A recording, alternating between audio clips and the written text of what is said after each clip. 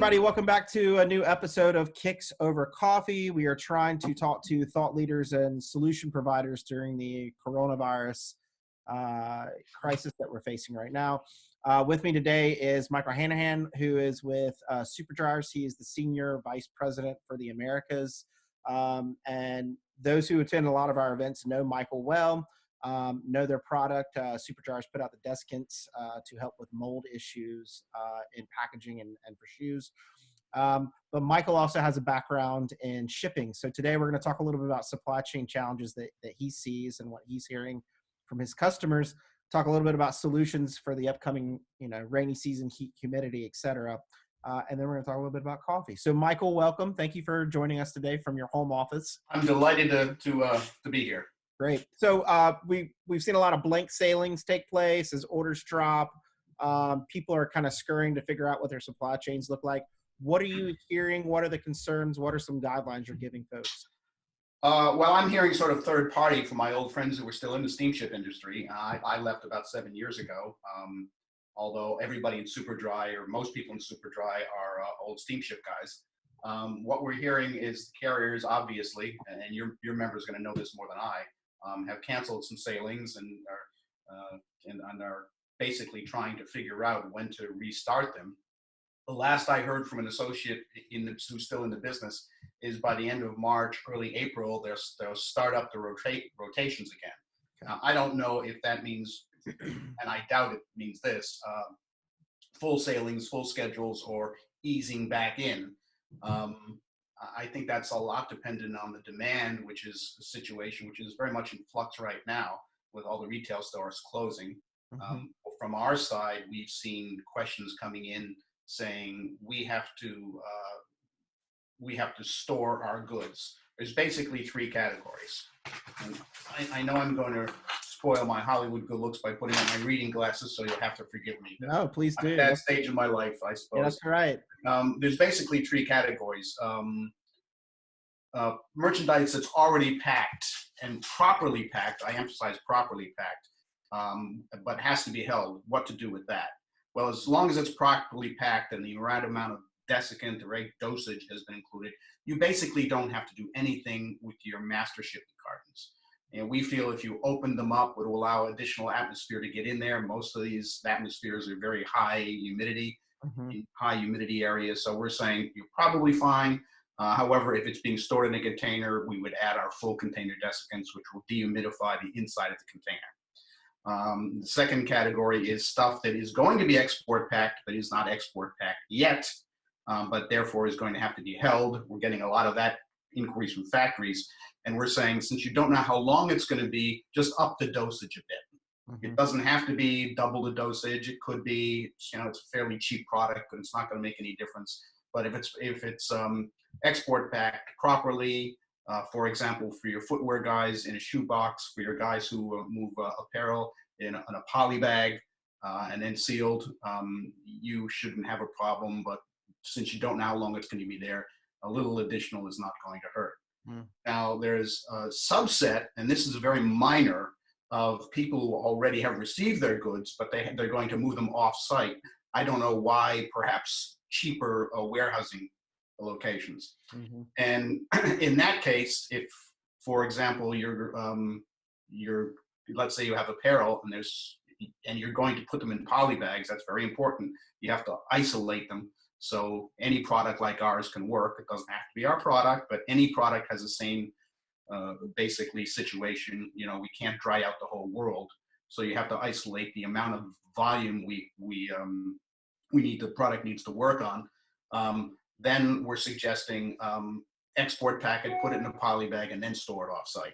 If you're going to store it in a container, even if it's in a master carton, a master cardboard, craft liner board type of carton, we strongly suggest using the full container size desiccant. You need about 10 to 12 in a standard 40 or 45, just so you can, dehumidify that container as well.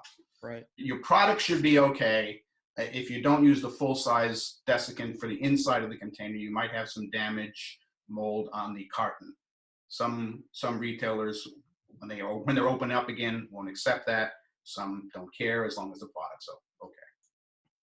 I mean, that's super great points because I think, people who focus on supply chain think about that, but executives need to be they need to be ahead of the game when it comes to, China's ramped back up, the factories are ramped back up. Yep. Demand here has dropped Hmm. significantly, near zero in some areas, and you've still got product that you've got to deal with that is being either held or shipped, and as it's held or shipped, you got to make sure your quality control standards are implemented, and even more so now because, to your point, we don't know how long these things are going to be held and in what location.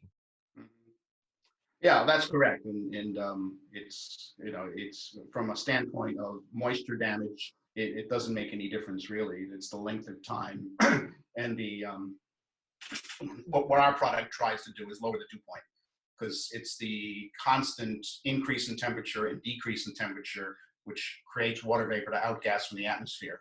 Right. So if you can isolate your product and then lower the dew point, you'll be fine. Okay.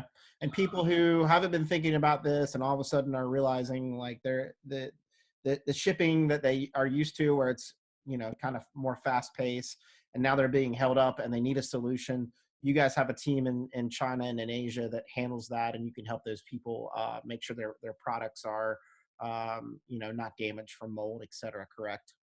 Yeah, we offer and we recommend factory inspections.